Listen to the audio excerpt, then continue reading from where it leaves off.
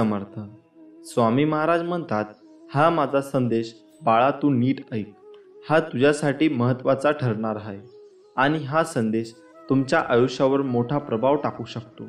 तुम्हाला कोणतेही अडथळे आले तरीही मी तुमच्या पाठीशी आहे. तुमच्या सर्व प्रार्थना आता चमत्कार होऊन पूर्ण होतील, हे लक्षात ठेवा. तुम्हाला प्रत्येक संकटातून मी बाहेर नक्कीच काढेन.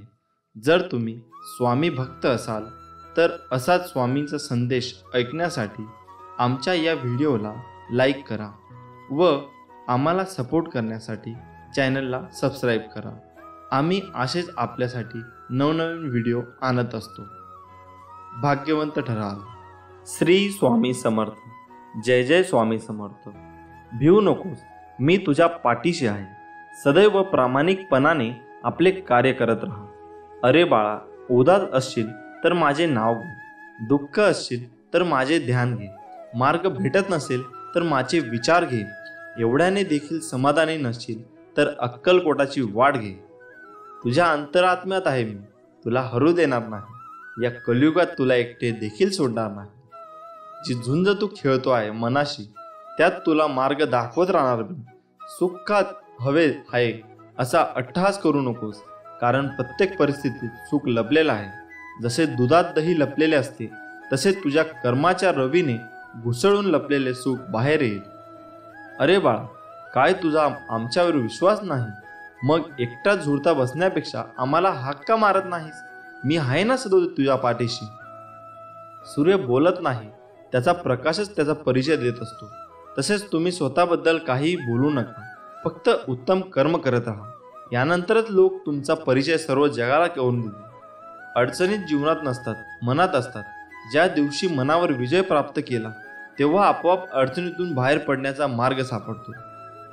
तुला जर वाटत असेल कशाला स्वामींना त्रास द्यायचा, आपले दुःख सांगून, अशा वेळी समज मला खरा त्रास तू आता देत आहेस, काही न सांगून.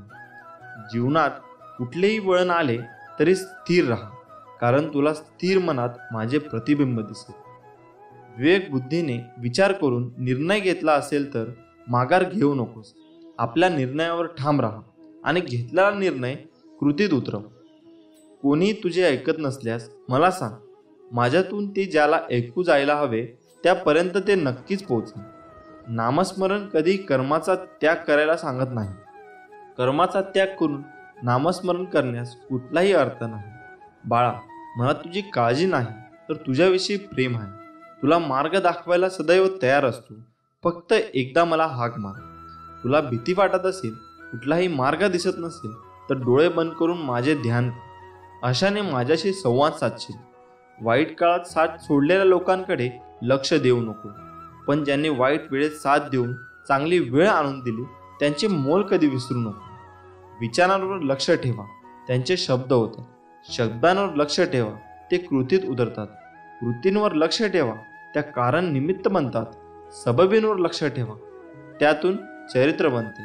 चारित्र्यावर लक्ष ठेवा, त्यातून आपले भविष्य घडते. असे म्हणतात की काळजी करणारी माणसे भेटायला भाग्य लागते आणि अशी माणसे भेटली आहे हे कळायला जास्त भाग्य लागते.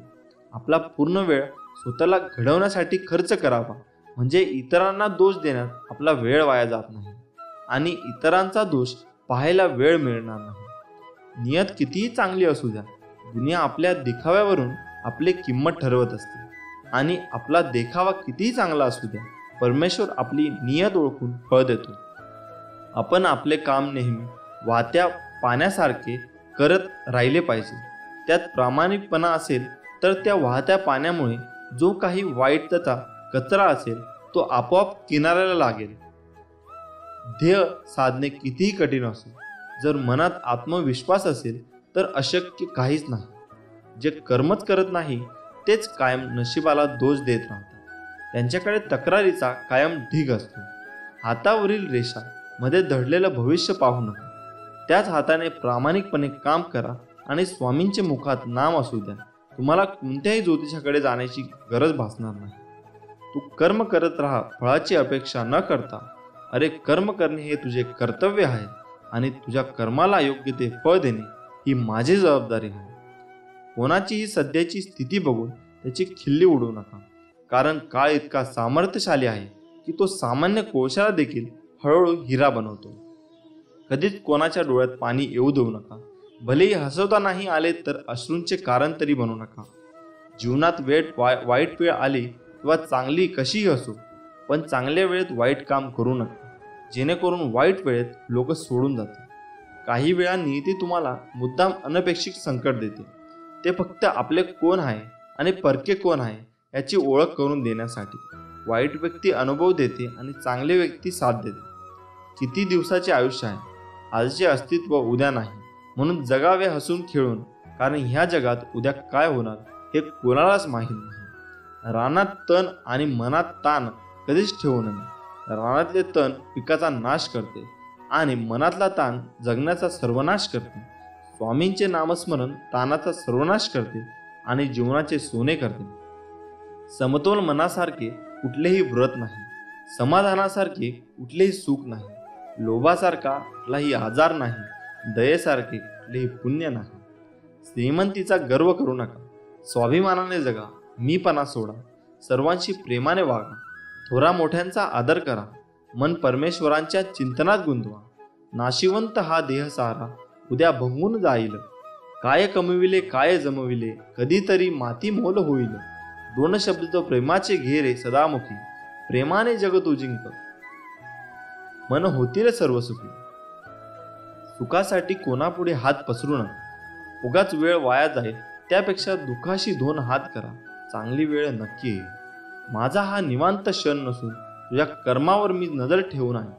वर्तमानात असताना नामात राहा. तू स्वतः निस्वार्थ कर्माचा रोप लाग. कोणाच्या आशेवर मदतीवर अवलंबून राहू नका, कारण त्या रोपावर येणाऱ्या फळांवर देखील तुझाच अधिकार आहे. मितभाषी असतो सदा सुखी, व्यर्थ बोलेला तो होईल दुखी. पण समर्थ नाम रोज जपावे, ते कधी न विसरावे. मनुष्य जन्म मिळतो एकदा, स्वामी नामात आनंद सौदा. एक भास एक विसावा, नित्य स्वामी दिसावा. स्वामींची आठवण न यावी तो दिवस नसावा. हृदयाच्या प्रत्येक कणाकणात नित्य स्वामी बसावा. कोणाला आपले करायची तर मनाने करा, केवळ मुखाने करू नका. कोणावर राग व्यक्त करायचा असेल तर मुखाने करा, मनाने नाही. आचार विचार घराची आखणी आहे, प्रेम घराचा पाया. थोर माणसे घराच्या भिंती आहेत, सुख हे घराचे छत. जिव्हाळा घराचा कळस आहे, माणूस की तिजोरी आहे. आपापसात प्रेम ही धन दौलत आहे, तर नामस्मरणात इथला आत्मा आहे. चिंता तुला सतावत असेल, भीती तुला त्रास देत असेल, कुणी नसेल तुझी साथ देत, घाबरू नकोस. नको काढू पळ, मग नको मागू स्वार्थ, नको मारूस मन. मी तुझाच आहे प्रत्यक्ष आणि सगळ्यांना ठामपणे स्वामी आहे ना म्हण. माझ्यावर प्रेम आहे तर माझ्या विचारांचे पालन कर. कोणी तुझे काही बिघडू शकणार नाही. नित्य माझे नामस्मरण कर. निस्वार्थ कर्म हाच एक धर्म, बाकीचा मनाचा पसारा. कर्म करता करता नाम घेत जा, मन ना उरे मन्नाही पसारा. दुसऱ्यांच्या ताटातले हिसकावून घेण्यात शान नाही, तर आपल्या ताटातले दुसऱ्यांना देण्यात आहे खरे समाधान. ही नियती आहे की हिसकावून खाणारा सुखी होत नाही आणि वाटून खाणारा कधी दुःखी होत नाही. मी माझ्या भक्तांना पाठबळ नेहमी देत असतो. ज्यांनी मला जाणले त्यांना हे कळले, आणि ज्यांनी नाही कळले त्यांनी मला आपणूनच गमावले. अतिउच्च शिखराकडे पोहोच, पण जगाने तुझ्याकडे पाहावे म्हणून नाही, तर तुला जगाकडे नीट पाहता यावे म्हणून. माझे निष्पाप भक्त आणि ही भिन्न नाही, म्हणून अक्कलकोट माझ्या भक्तांचे हृदय आणि त्यांचे हृदय माझ्या शाश्वत धाम. माझे सच्चे भक्त कोणाला दुखावत नाही, कारण त्यांना माहीत आहे की समोर स्वामीच आहेत. जे साधक अविश्वास दाखवत नाही आणि माझ्यावर निस्वार्थ निस्सीम प्रेम करतात, खऱ्या अर्थाने मी त्यांच्या मागे पुढे चालत असतो. भक्तांच्या हाकेचा आधी मी तयार असतो, पण त्यांचा विश्वासाने मी हाकेला धावतो, म्हणून मी त्यांच्या हाकेची वाट बघत असतो. भक्त जरी मला स्वामी म्हणत असले तरी खऱ्या अर्थाने ते स्वामी आहेत, कारण त्यांच्या स्वामध्ये मीच आहे. तुम्हाला वाटते तेवढे जीवन कठीण नाही. तुमच्या निस्वार्थ धर्म कर्तव्याने हे सहज शक्य आहे. नुसते स्वामी स्वामी म्हणता तरुण जाशील, मोह माया सारे विसरून जाशील. या जगाशी तुझे काही देणं घेणं नाही, म्हणशील तर संसार तुझा, नाही तर स्वामी तुझा. माणूस असो किंवा प्राणी, ठेव समानतेचा भाव. एवढं लक्षात ठेव, तेही स्वामी आहेत एवढे जाणा. श्री स्वामी समर्थ यांचे 21 तोडगे व उपाय. 1. गोरा चणाचा टिळा लावणे किंवा हळद, केसर यांचा टिळा लावण्यामुळे श्रीमंती येते. 2. गोरा चणाचा टिळा लावण्यासाठी सोमवारपासून सुरुवात करावी. नंबर 3. छोटीशी वाटी घेऊन त्यात थोडी हळद कुंकू घेऊन त्यात अल्पेसे सोने टाकावे. रोज सकाळी उठल्यानंतर जी नाडी चालू असेल त्या हाताने कुंकू वाहून, त्यानंतर श्वास ओढून पुनर्गाच्या हाताने अंगठा व अनामिकेच्या सहाय्याने आपणास त्या दिवशी हवी असलेली रक्कम मिळावी अशी प्रार्थना करावी. नंतर सोने उचलून कपाळी लावावे व हवी असलेली रक्कम मागावी. 4. वायव्य दिशेला राधाकृष्ण लक्ष्मीचा फोटो लावावा. 5. घरातील सर्व देवांना हळद कुंडाची माळ घालणे. 6. रोख रक्कम हातात पडली की ती घरी आणून देवापुढे ठेवावी. कुठल्याही परिस्थितीत त्यातील 1 रुपयाही खर्च करू नये. दुसऱ्या दिवसापासून खर्च करायला सुरुवात करावी. 7. व्यापाऱ्यांनी वापरावयाच्या पैशांचा पाऊस किंवा पिशवी शक्यतो हिरव्या रंगाची वापरावी. 8. बुधवारी पैसे कोणास उधार देऊ नये. दिल्यास ते बुडवतात व वसुलीचा त्रास होतो. गुरुवारी पैसे देणे चांगले. मंगळवारी कर्जाचे पैसे देऊन कर्जफेड करावी व शुक्रवारी कर्जफेड स्थितीत सुधारणा होते. मंगळवारी पैसे कर्ज घेतल्यास ते लवकर फेटत नाही. 9. संध्याकाळनंतर दिवे लागल्यावर कोणाला पैसे देऊ नये. तसेच राहूच्या होऱ्यात पैसे देणे घेणे व्यवहार करू नये. 10. सूर्यास्ता अगोदर मोठी खरेदी करावी. सूर्यास्तानंतर मोठी खरेदी केल्यास व पैसे दिल्यास लक्ष्मी नाश पावते. 11. दिवा वा समईच्या ज्योतीचे तोंड उत्तरेकडे असल्यास लक्ष्मी प्रसन्न होते. पूर्वेकडे असल्यास सुखप्राप्ती होते. 12. आपल्या कपाळी मधल्या बोटाने गंध लावूनच नंतर देवपूजा करावी, म्हणजे ती पूजा पूर्ण होते. 13. पैशांसंबंधी कामासाठी निघताना उजवा पाय घराबाहेर टाकून निघावे. गणेशास 1 लाल फूल मंदिरात वाहून समोर आलेल्या अपंग भिकाऱ्यास व वृद्ध भिकाऱ्यास पैसे देऊन त्यांचे मन संतुष्ट करावे, म्हणजे यश मिळते. 14. घरात मनी प्लांट लावू नये, पैशाची चणचण भासते. 15. श्री स्वामी समर्थ हा जप घरातल्या सर्वांनी किमान 108 वेळा म्हणावा. कोणाही एका व्यक्तीने रोज 1000 जप करावा, धनलाभ होतो. 16. लक्ष्मी प्राप्तीचा सोपा आणि अनुभवसिद्ध उपाय म्हणजे पिठात थोडी साखर मिसळून ते पीठ मुंग्यांना खाऊ घालावे. अनेकांना अनुभव आला आहे. 17.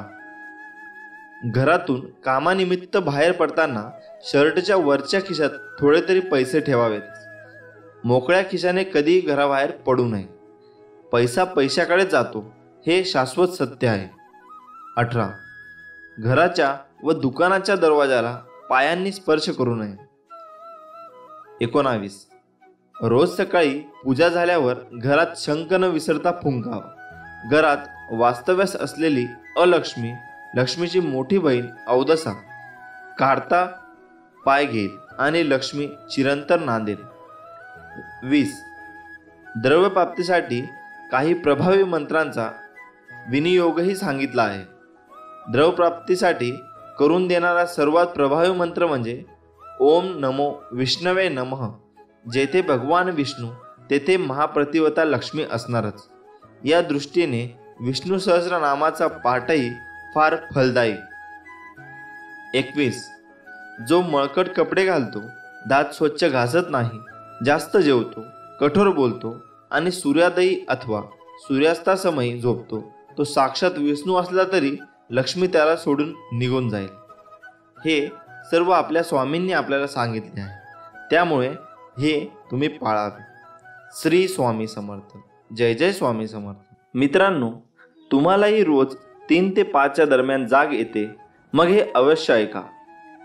प्रत्येक गोष्टी घडण्यामागे काही ना काही कारण असते. अकारण कोणतीही गोष्ट कधीच घडत नसते. म्हणून तर आपण म्हणतो की जे होते ते चांगल्यासाठी. परंतु या सगळ्या घटना अचानक घडतात का? तर नाही. प्रत्येक घटनेमागे काही ना काही संकेत असतात, जे आपल्याला कधी वेळेत कळतात तर कधी वेळ निघून गेल्यावर. वृद्धांच्या बोलण्यातून नकळत काही सूचना मिळतात. आपण दुर्लक्ष करतो, परंतु घटना घडून गेल्यावर आपल्याला त्या शब्दाची आठवण येते. त्याचप्रमाणे काही प्रसंग त्या क्षणी आपल्याला अडचणीत टाकणारे वाटतात, परंतु त्यामागे काहीतरी चांगलेच घडणे नियतीला अपेक्षित असते. तुमचा जर परमेश्वरावर विश्वास असेल, दृढ श्रद्धा असेल, तर या पूर्वसूचना तुम्ही ओळखू शकता किंवा संधी साधून त्यांचा वापरही करू शकता.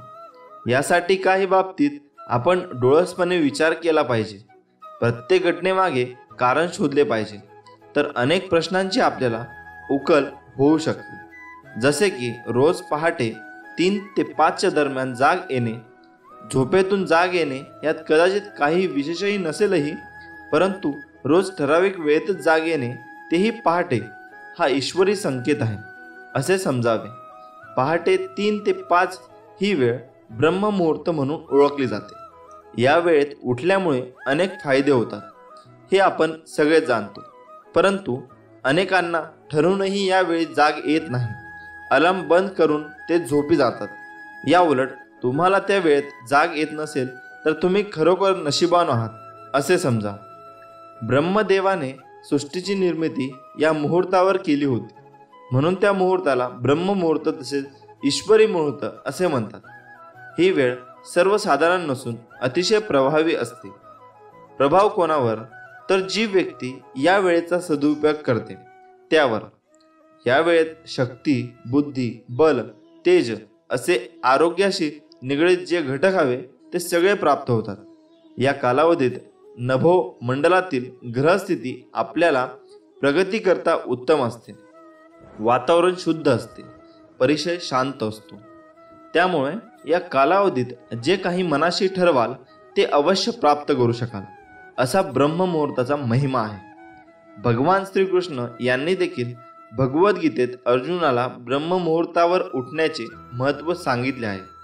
आपले पूर्वज ऋषीमुनी ब्रह्ममुहूर्तावर उठून दिनचर्येची, ध्यानधारणेची सुरुवात करत असतात. या उलट आपण सूर्य डोक्यावर आला तरी अंथरूण सोडत नाही. परंतु तुम्हाला जर भल्या पहाटे जाग येत नसेल तर पुन्हा झोपण्याची चूक करू नका. तुमच्याकडून चांगले कार्य घडण्याचे ते संकेत आहेत. या वेळेचा सदुपयोग करा, तुम्हाला त्याचा अवश्य लाभ होईल. परंतु चांगले काही घडण्यासाठी चांगले प्रयत्नही करावे लागतील. यासाठी वेळेत झोपा आणि ब्रह्ममुहूर्तावर जाग आली की आपल्या ध्येयप्राप्ती चांगली कामगिरी करा. ध्येय निश्चित नसेल तर उत्तम आरोग्य प्राप्तीसाठी मेहनत घ्या. तन सुदृढ असेल तर मनही सुदृढ असेल. शांत आणि प्रसन्न मन तुम्हाला ध्येयाची वाट दाखवेल.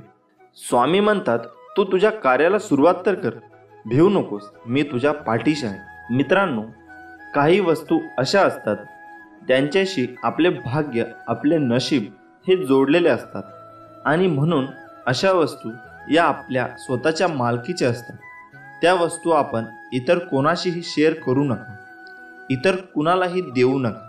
मग तो आपला चांगला मित्र असू द्या, चांगली मैत्रीण असू द्या, आपला जवळचा एखादा पाहुणा किंवा नातेवाईक असू द्या. कोणालाही वस्तू शेअर करू नका.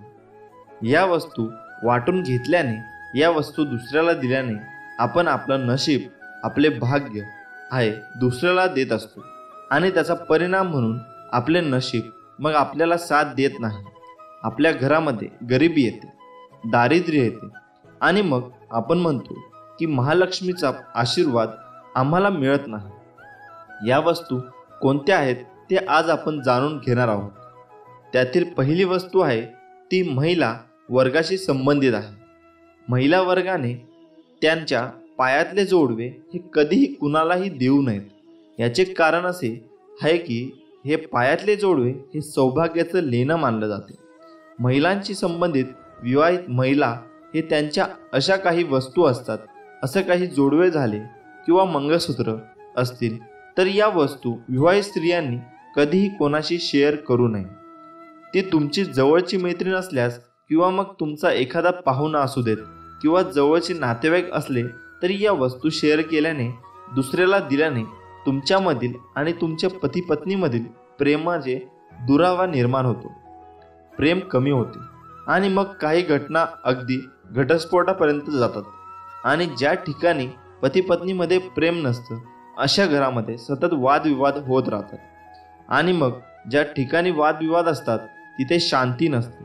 अशा ठिकाणी माता लक्ष्मी राहणं पसंत करत नाही, त्यांच्या घरातून कधीच निघून गेलेली असते.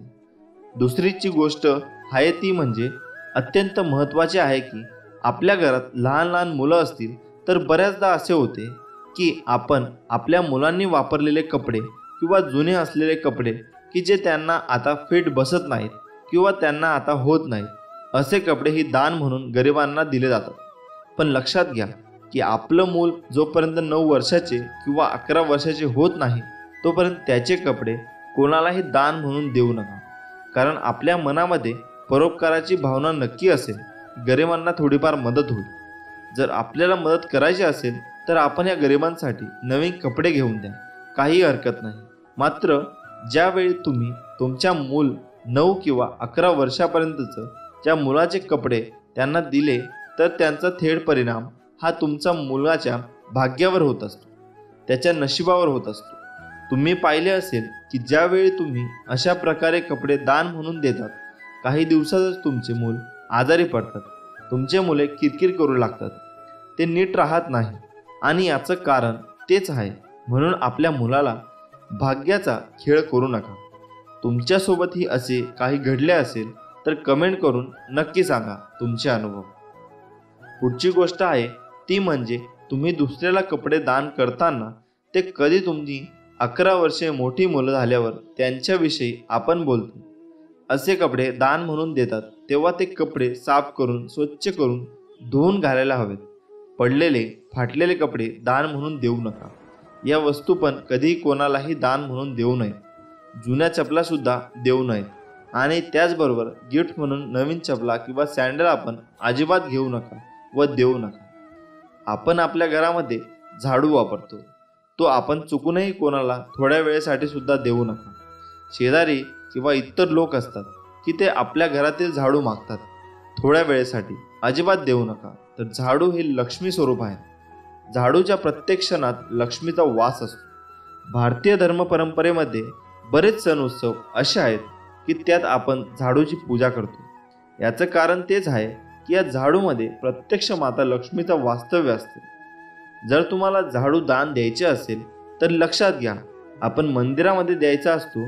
कोणत्याही दिवशी, एखाद्या शुभ दिवशी, शुभ मुहूर्त तुम्ही एखाद्या मंदिरामध्ये पहाटे सूर्योदयापूर्वी की कोणालाही समजू नये असं गुप्त दान केल्याने खूप शुभ फळ मिळतात. आपल्या घरामध्ये महालक्ष्मीचे वास्तव्य राहते. मित्रांनो, त्यानंतरची गोष्ट आहे की पैसे उधार देणे. पैसे उधार देताना ते कधीही तुम्ही मंगळवारच्या दिवशी देऊ नका, कारण मंगळवारी दिलेले पैसे परत येण्याची शक्यता कमी असते. धर्मशास्त्रामध्ये, वास्तुशास्त्रामध्ये, ज्योतिषशास्त्रामध्ये, अनेक पुराणांमध्ये असे उल्लेख आढळतात की पैसे किंवा लक्ष्मी माता जी तुम्ही देणार आहात एखाद्याला, जर तुम्ही मंगळवारी दिले तर ते परत येण्यासाठी खूप कष्ट घ्यावे लागतात. खूप प्रयत्न करूनही खूप उशिरा ते पैसे परत मिळतात. आणि म्हणून मंगळवारी पैसे कधीही कोणाला देऊ नका व घेऊ नका. काही लहान सहान गोष्टी म्हणजे टोपी आहे, ते आपल्या कपाळावरती आपलं त्यांच्याशी भाग्य निगडीत असते आणि अशा वेळी आपण एकमेकांना टोपी देत असतो. असे केल्याने आपले भाग्य वाटले जाते. म्हणून शक्यतो टोपीसुद्धा कोणाला देऊ नये. मित्रांनो, हा व्हिडिओ तुम्हाला आवडला असेल तर नक्की लाईक करा आणि आपल्या चॅनलला सबस्क्राईब करायला विसरू नका व कमेंटमध्ये श्री स्वामी समर्थ लिहायला पण विसरू नका. श्री स्वामी समर्थ, जय जय स्वामी समर्थ. स्वामी नेहमी म्हणत असतात, भिवू नकोस, मी तुझ्या पाठीशी आहे. आणि मित्रांनो, आपल्या घरी पैसे येण्यासाठी करा मिठाचा फक्त हा एक उपाय. पैसे आपल्याकडे आपोआप चालता येतील. माता लक्ष्मी आपल्यावर प्रसन्न होईल व माता लक्ष्मी सदैव आपल्या हातात वास करते, जेणेकरून आपल्याला पैशाची कमतरता कधी भासणार नाही. मित्रांनो, सर्वप्रथम सकाळी उठल्यावर आपल्या घराच्या मुख्य दरवाजावर दररोज दोन्ही बाजूला थोडे थोडे पाणी शिंपडावे. आणि मित्रांनो, हे काम आपल्याला सर्वात आधी करायचे आहे. हा उपाय करत असताना या उपायाबद्दल कोणालाही कळून देऊ नये, म्हणजेच कोणालाही सांगू नका. हे काम तुम्हाला गुपचूप करायचे आहे. तर हा उपाय आहे असा की मित्रांनो, घरातील फरशी पुरत असताना जी बादली किंवा जे भांडे घेतात त्यात पाणी घेतल्यानंतर त्या पाण्यात आपल्याला थोडेसे मीठ टाकायचे. ते तुम्ही फरशी पुरत असताना दररोज करा, परंतु एक दिवस सोडून, तो म्हणजे गुरुवार. होय मित्रांनो, गुरुवारचा दिवस सोडून बाकी सर्व दिवस तुम्ही हा उपाय करा. असे केल्याने आपण बृहस्पती मजबूत होतो. आणि एक म्हणजे तुम्ही तुमच्या दररोज आंघोळ करत असताना त्या आंघोळीच्या पाण्यात देखील तुम्ही थोडेसे मीठ टाकायचे आहे. हा उपाय तुम्ही आठवड्यातून एकदा केला तरी चालेल. हे केल्याने तुमचे ग्रह मजबूत होतात. मित्रांनो, आपण सकाळी पाहतो की खूप लोक सकाळी दात घासताना इकडे तिकडे फिरत असतात, पण हे खूप चुकीची गोष्ट आहे. आपण आपले दात स्वतःच करत असताना, म्हणजेच ब्रश करत असताना एका जागीच उभे राहून करायचे आहे किंवा बसून करावे. मित्रांनो, आपल्या घरातील झाडू हा लक्ष्मीचे प्रतीक मानले जाते आणि हा झाडू बाहेरच्या व्यक्तीला कोणाला दिसणार नाही अशा ठिकाणी ठेवावा. आणि जर तुम्हाला एखादा झाडू खरेदी करायचा असेल तर तो फक्त शनिवारच्या दिवशी खरेदी करावा, ते शुभ असते. मित्रांनो, जर तुमच्या घरासमोर एखादी गाय आली असेल तर तिला एखादी चपाती किंवा भाकरी जे पण केली असेल घरात ती नक्की खायला घाला. त्यामुळे तुम्हाला पुण्य नक्कीच लाभेल.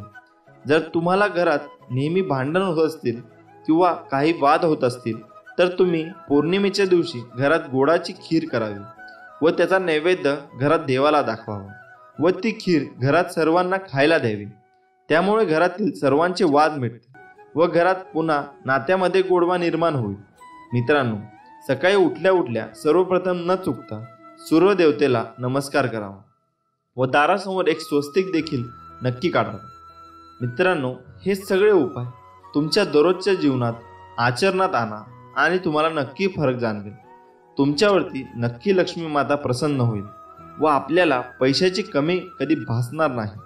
व श्री स्वामी समर्थ आपल्या पाठीमागे नक्कीच आहे, कारण ते म्हणतात, भिवू नकोस, मी तुझ्या पाठीशी आहे. श्री स्वामी समर्थ. जय जय स्वामी समर्थ.